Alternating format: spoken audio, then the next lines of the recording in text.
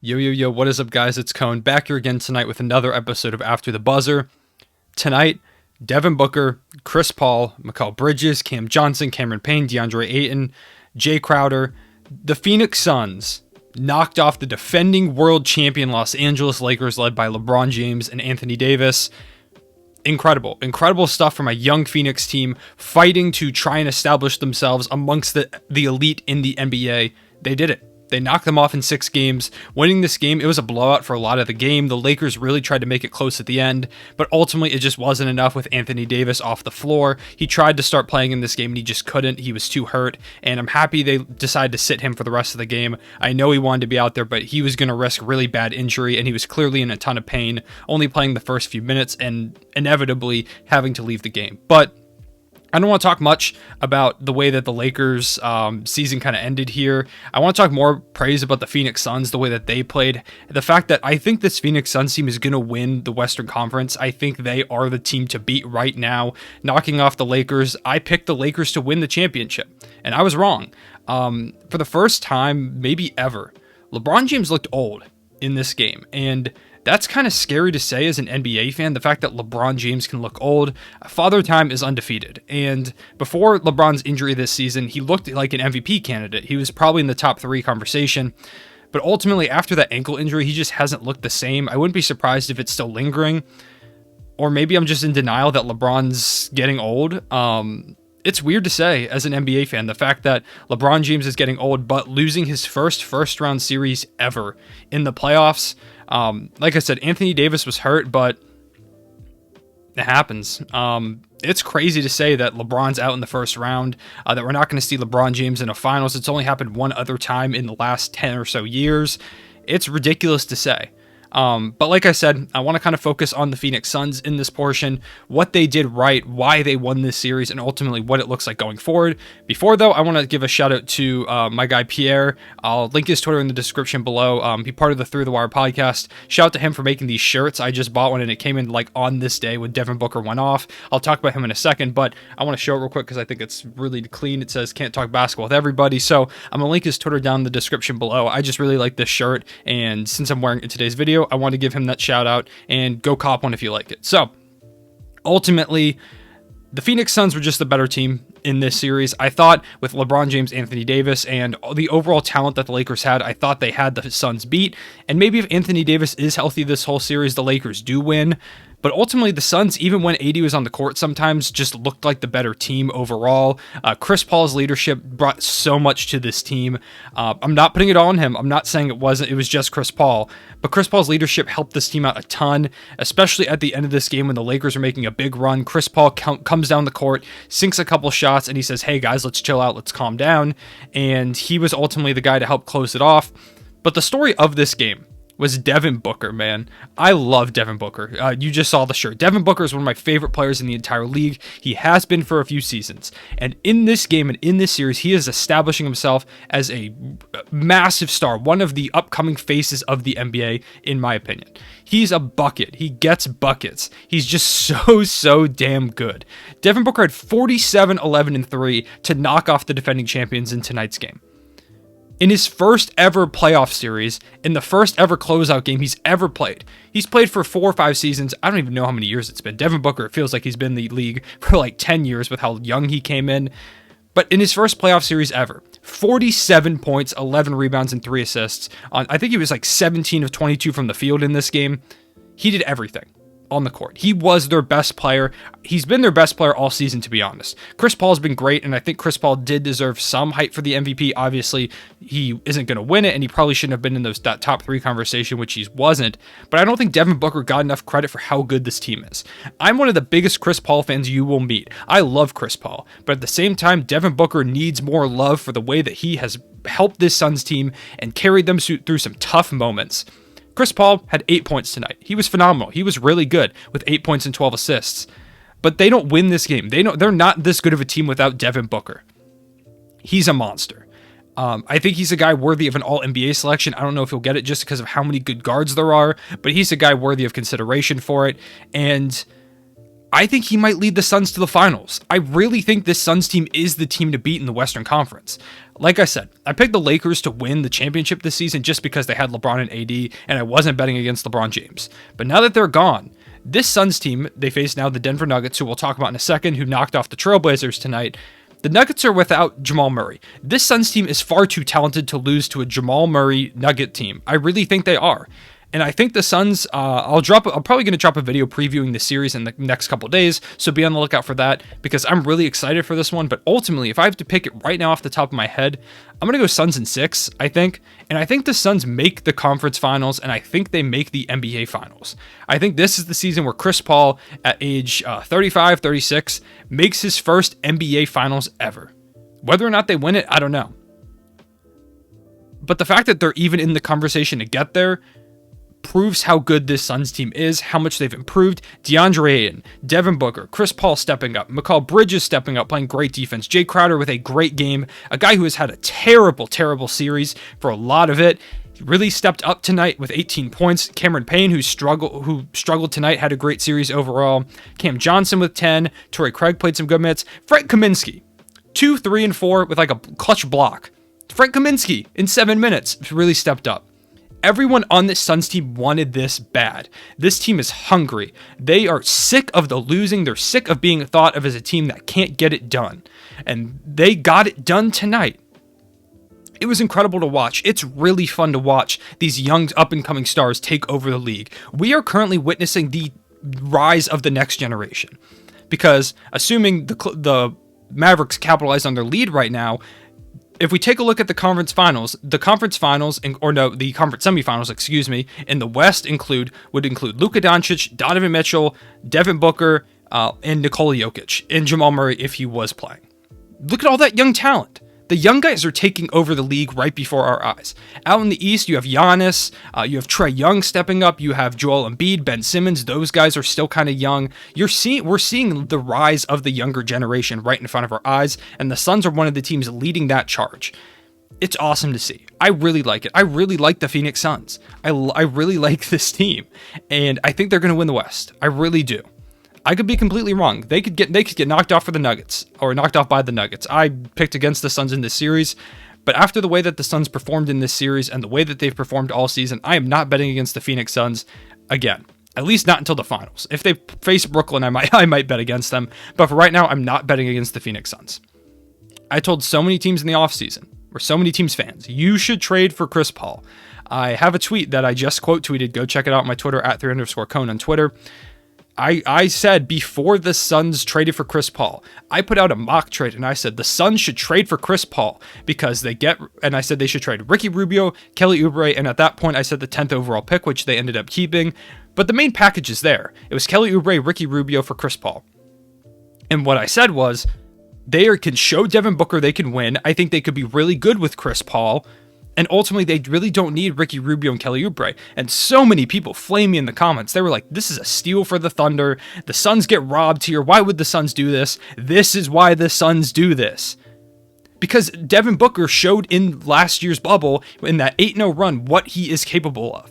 Clearly, those people didn't see Devin Booker a lot. Devin Booker hit a game winner over Kawhi, or no, it was over Paul George, I believe. One of the two guys. He hit a game winner against the Clippers, a lot of people's championship favorites, and then laid down on the court staring them down. And people didn't think this dude was a stud? Are you kidding me?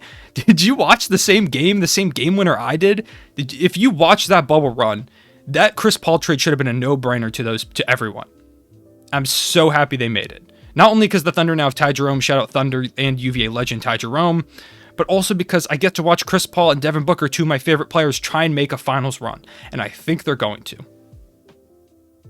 As for the Lakers in this thing, I know I said I didn't want to talk about them too much because I think I'm going to drop a video tomorrow talking about the Lakers and their season, what went wrong, and what they need to do in the offseason to try and get back to contention. But LeBron had a good game. 29, 9, and 7. He played 41 minutes in this game, and he was clearly gassed. He had to ask to be taken out at one point because he was running up and down the floor. He was doing whatever he could.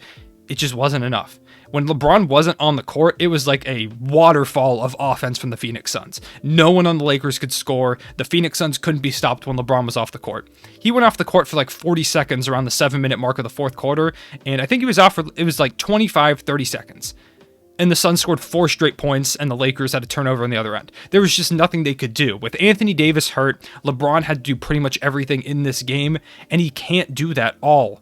When you go down by that much in the first quarter, when the guys aren't hitting their shots. Marc Gasol, who I have been campaigning for all season to start, did not have a great game. 3 rebounds, 7 assists, not a single point. I guess this one's on me, guys. KCP had 19. Dennis Schroeder had 20, who really stepped it up in the second half. 12 for Wesley Matthews, who had a phenomenal game. Wesley Matthews might have been the second best player on the court tonight. He had so many great defensive moments. He was critical to the Lakers' comeback run towards the end of the game. And shout out Talen Horton-Tucker, a young guy who in the spotlight, he stepped up at the end of the game. He made 2 really tough buckets to cut it to a 10-point game.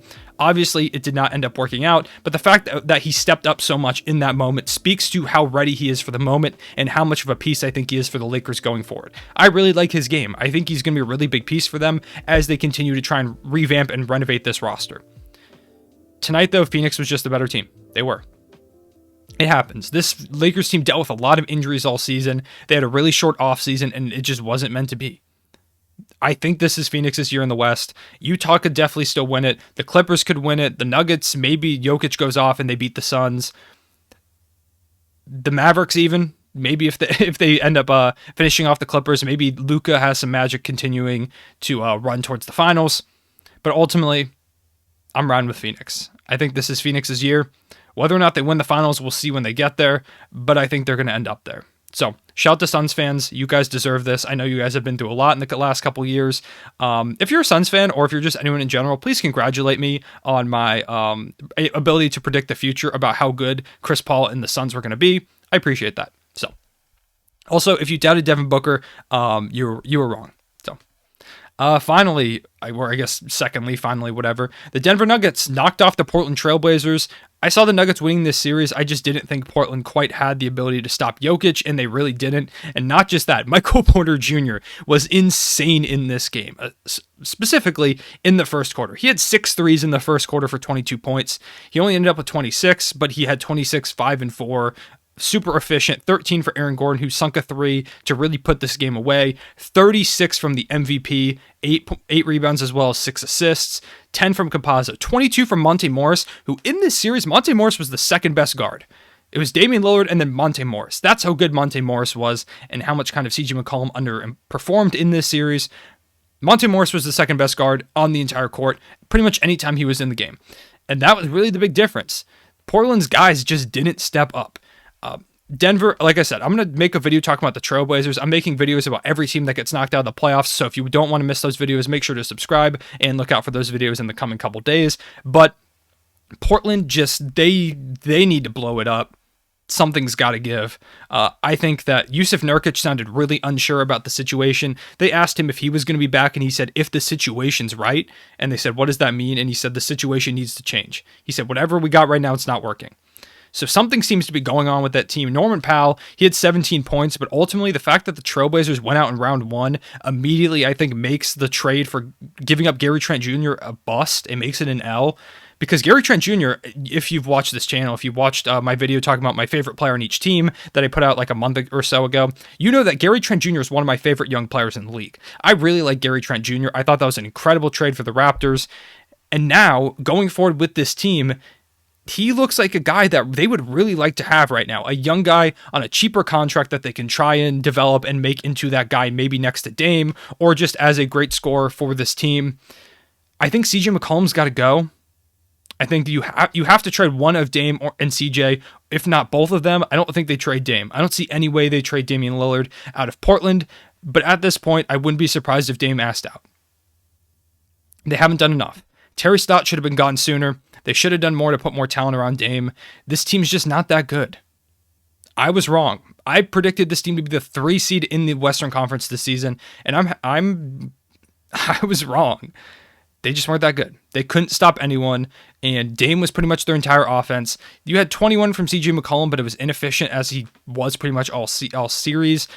17 from Norman Powell, who like did have a good game, but ultimately just not enough. They would have loved to probably have Gary Trent Jr. going forward. They were just outmatched. They didn't have any answer for Nikola Jokic. They needed someone to stop him, and no one could. Given no one in the league has really been able to stop Jokic this season, but you got to do enough to at least stop him a little bit, at least slow him. It really looked like it was effortless out there for Nikola Jokic. He scored 0 points in the first quarter, too. So he scored 36 in 3 quarters. And the only reason he scored 0 is because he got in foul trouble. He didn't attempt a single shot in the first quarter, and he ended up with 36, 8, and 6. What are you going to do? Portland's got to fire Terry Stotts. They've got to move on from some of those guys. They got to blow it up. As for the Nuggets going forward, it's going to be a really tough series for them against Phoenix because they're not as easily exploitable as the Portland Trailblazers were. DeAndre Ayton did a great job guarding Anthony Davis for a lot of this series, given Anthony Davis did have some really good games, but ultimately when you have a great offensive player, those are going to happen. Overall, though, I think DeAndre Ayton is well equipped to try and stop Jokic. I don't think anyone in the league really can stop Jokic, but he's one of the better guys suited for it, and as well as I just think the Suns have a good setup to try and stop those guys, alongside the fact that Chris Paul and Devin Booker are going to have a field day probably.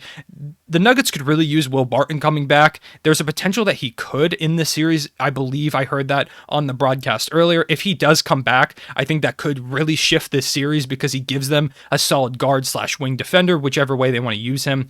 And they need someone to stop Devin Booker because right now, shout out to Campazzo, shout out to Austin Rivers, they're not going to stop Devin Booker and Chris Paul. If you try and throw those two guys at Chris Paul and Devin Booker, I really think this series ends pretty quickly.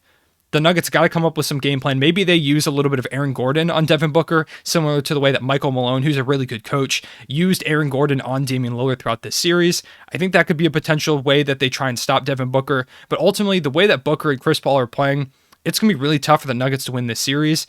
If they had Jamal Murray, this would be an instant classic. This would be ridiculous. And honestly, if they had Jamal Murray, they might be my pick to have won the Western Conference going into these playoffs with the way that they performed at the end of the season with Aaron Gordon on the roster.